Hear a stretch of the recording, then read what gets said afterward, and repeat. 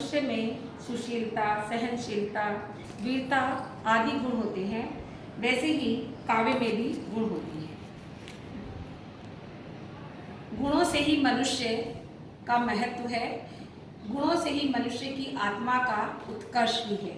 ठीक उसी प्रकार से हमारे काव्य के गुण भी हमारे काव्य की आत्मा रस का उत्कर्ष करने वाले होते हैं। सामान्यतः हिंदी में 3 काव्य गुण माने गए हैं: प्रसाद गुण, ओज गुण और माधुर्य गुण। प्रसाद काव्य का वह गुण है जिसके कारण वाक्य का अर्थ तुरंत पढ़ते ही समझ में आ जाए, उसके लिए किसी प्रकार की माथापच्ची न करनी पड़े। बिल्कुल वैसे ही जैसे कि एक सूखे काठ में अगर अग्नि प्रज्वलित की जाए तो बड़ी शीघ्रता से वह चारों ओर व्याप्त हो जाती है, ठीक उसी प्रकार प्रसाद गुण युक्त रचना का अर्थ हमारे चित्त में व्याप्त हो जाता है। प्रसाद का अर्थ है स्वच्छता या निर्मलता। सरोवर का जल निर्मल हो तो उसके तले में सब कुछ स्पष्ट दिखाई देता है, ठीक उसी प्रकार से काव्य में प्रसाद गुण होने पर वाक्य का समस्त अर्थ जो है वो तुरंत जो है स्पष्ट हो जाता है। जैसे कि एक उदाहरण है: गुरु तो ऐसा चाहिए, सिख सो कछु न ले, सिख तो ऐसा चाहिए, गुरु को सर्वस दे। बहुत साधारण सा उदाहरण है और पढ़ते ही इसका अर्थ भी स्पष्ट हो गया है। इसी प्रकार से एक अन्य उदाहरण: देखी सुदामा की दीन दशा, करुणा करके करुणा निधि रोए, पानी परात को हाथ छुयो नहीं, नैनन के जल सो पग धोए। तो इस प्रकार से प्रसाद गुण जो है वो अत्यधिक सरलता से प्रकट होने वाला गुण है। इसके पश्चात आता है ओज गुण। ओज का अर्थ है तेजस्विता, जोश। ओज काव्य का वह गुण है जिससे मन में उत्साह, उत्तेजना, तेजस्विता, स्फूर्ति उत्पन्न होती है। ओज गुण का संबंध वीर, भयानक, रौद्र और विभत्स रसों से होता है।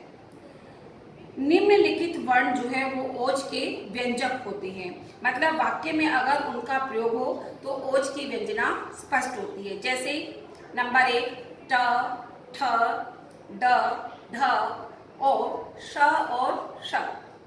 इसी प्रकार से दीर्घ र और ण भी जो यहाँ आते हैं वो सभी ओज गुण के व्यंजक होते हैं। संयुक्त वर्ण जिस काव्य रचना में अधिक प्रयुक्त होते हैं, जैसे आर्द्र, नर्क, ऐसे शब्द भी इसमें अधिक आते हैं। इसका एक उदाहरण देखिए: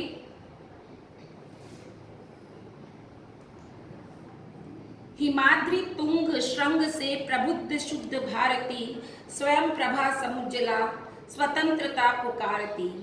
अमर्त्य वीर पुत्र हो, दृढ़ प्रतिज्ञ सोच लो, प्रशस्त पुण्य पंथ है, बढ़े चलो बढ़े चलो। इसको पढ़ने मात्र से ही एक प्रकार के ओज, तेजस्विता की स्फूर्ति का एहसास होता है।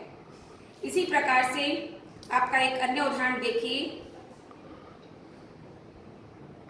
बढ़ो करो वीर स्व जाति का भला, अपार दोनों विधि लाभ है हमें, किया स्व कर्तव्य उदार जो लिया, सुकीर्ति पाई आदि भस्म हो गई। तो इस प्रकार से जहाँ पर भी वीर, भयानक, रौद्र और विभत्स जैसे रसों का प्रयोग होता है वहाँ सामान्यतः ओज गुण का होना अनिवार्य है। तीसरा गुण है हमारा माधुर्य गुण।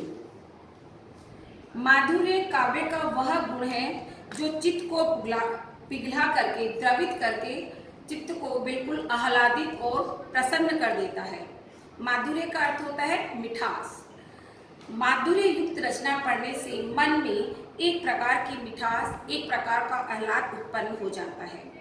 माधुर्य का संबंध श्रृंगार रस, करुण और शांत रसों से अधिक होता है।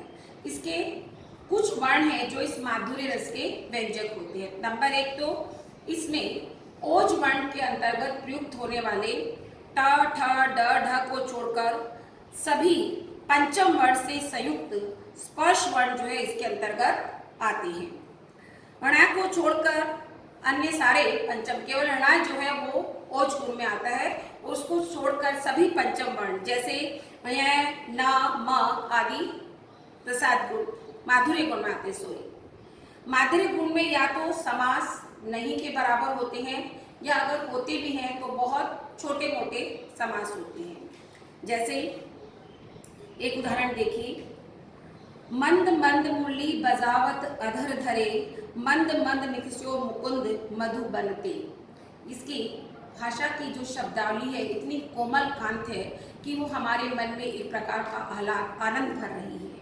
इसी प्रकार से मधुमेह वसंत जीवन वन के वह अंतरिक्ष की लहरों में, कब आए थे तुम चुपके से रजनी के पिछले पहरों में। काव्य गुण के पश्चात अब हम कुछ काव्य दोषों की भी चर्चा करते हैं। काव्य दोष,